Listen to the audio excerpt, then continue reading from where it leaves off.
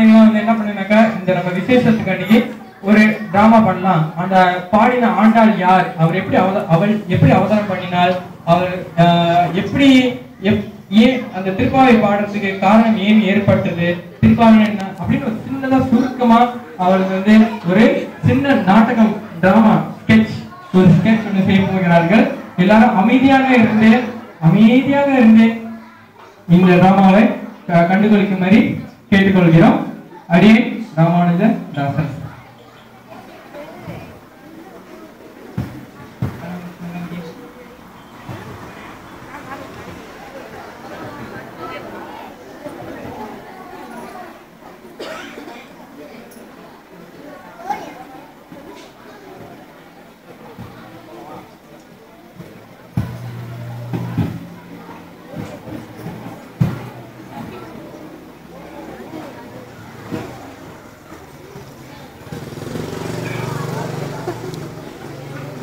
ஜெய் ஸ்ரீமன் நாராயணா. ஸ்ரீவில்லிபுத்தூர் என்ற ஊரில் பெரியாழ்வார் என்பவர் ஸ்ரீமன் நாராயணனை நினைத்து வாழ்ந்து வந்தார். அவர் ஸ்ரீமன் நாராயணனை நினைத்து வாழ்ந்து வந்ததால் அனைவரும் அவரை விஷ்ணு சித்தர் என்று அழைத்தார்கள்.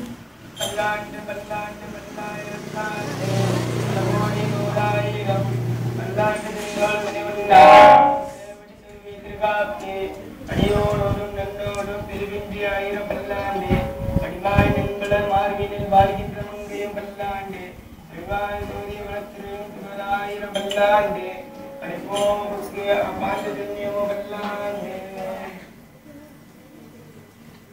அவர் பெருமாளுக்கு நித்தியப்படி புஷ்ப கைங்கரியங்களை செய்து வந்தார்.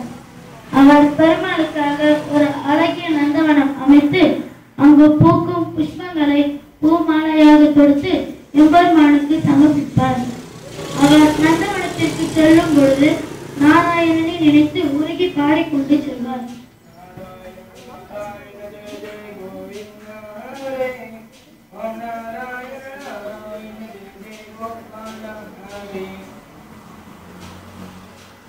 அவர் மாலை தொடுக்கும் பொழுதும் நாராயணனை நினைத்து உருகி பாடுவார்.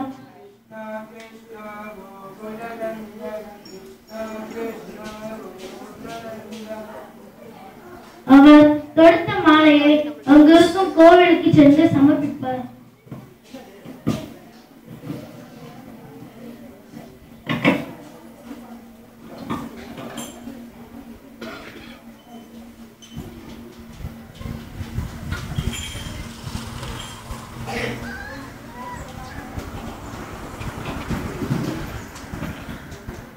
ஓம் கேசவாய நமக, ஓம் நாராயணாய நமக, ஓம் மாதவாய நமக, ஓம் கோவிந்தாய நமக, ஓம் விஷ்ணுவே நமக, ஓம் மதுசூதனாய நமக, ஓம் திரிவிக்ரமாய நமக, ஓம் வாமனாய நமக, ஓம் ரிஷிகேசாய நமக, ஓம் ரிஷிகேசாய நமக, ஓம் பத்மநாதாய நமக, ஓம் தாமோதராய நமக.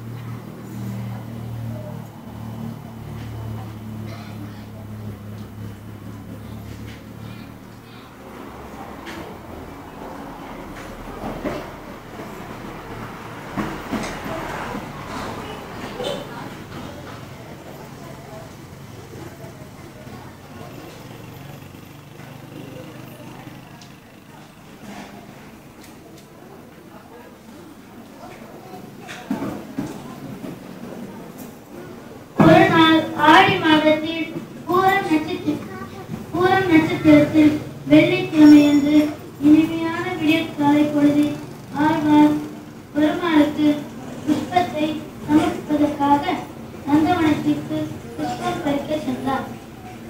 அவர் நந்தவனத்தில் கால் எடுத்து வைத்ததுமே வா வா என்ற சத்தம் கேட்டது. அவர் சத்தம் வரும் திசையை நோக்கி சென்றார்.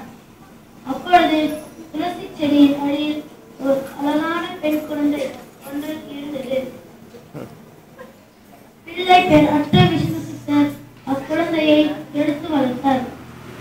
அவர் அக்குழந்தைக்கு கோதை என்று பெயர் சூட்டினார்.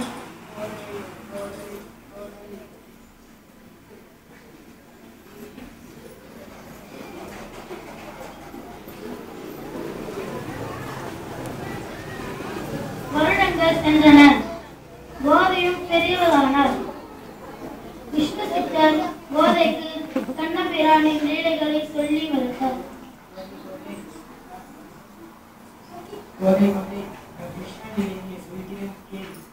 கிருஷ்ணன் ஒரு மிகவும் அழகான பையன். அவன் கால்மேனி செங்கனாய் இருப்பான். கதிர்மதியம் போல் அவன் முகம் மின்னும். அவன் குறும்பனம் செய்யும் சிட்டி பையன்.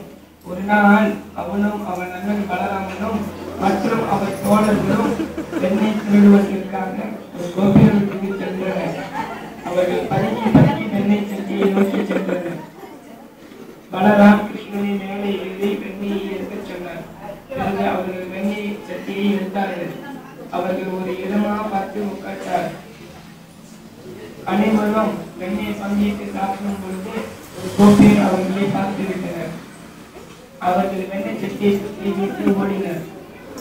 அப்பொழுது அந்த கோபியர் யசோதையிடம் புகாரிட்டார்.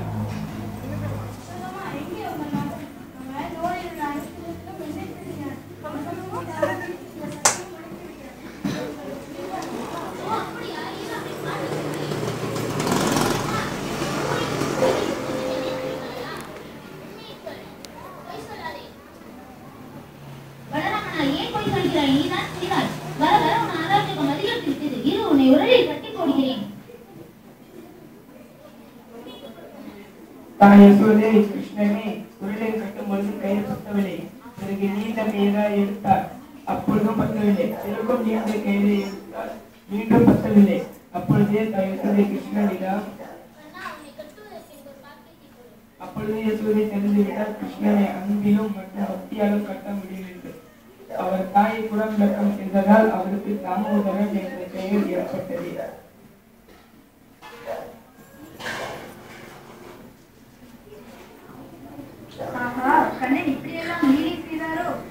கோதை இளமை பருவத்திலேயே கிருஷ்ண பிரேமியில் வளர்ந்தார்.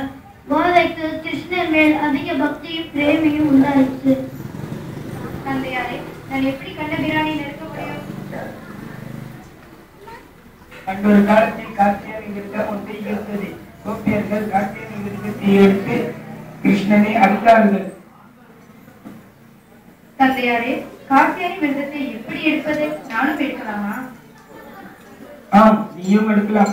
அதுவே மார்கழி மாதத்தில் எடுக்கக்கூடிய விருதமாகும். விடியற்காலை பொழுது ஆற்றில் நீராடி விட்டு மாமையன் மாதவன் வைகுண்டன் என்றே நாமும் பலவும் என்ற நாம சங்கீர்த்தனம் பாடவும். ஆஹா, நாமும் இருக்கின்றோம்.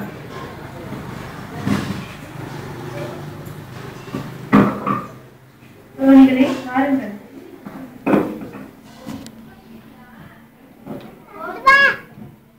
கோதை தன் பிறந்த திருவில்லிபுத்தூரை பிருந்தாவனமாகவும் அங்கிருக்கும் பெருமாள் கோயிலை நந்தகோப மகாராஜன் அரண்மனையாகவும் தன் தோழிகளை கோபியராகவும் தானும் கோபியர்கள் ஒருத்தியாகவும் இணைத்துக் கொண்டார்.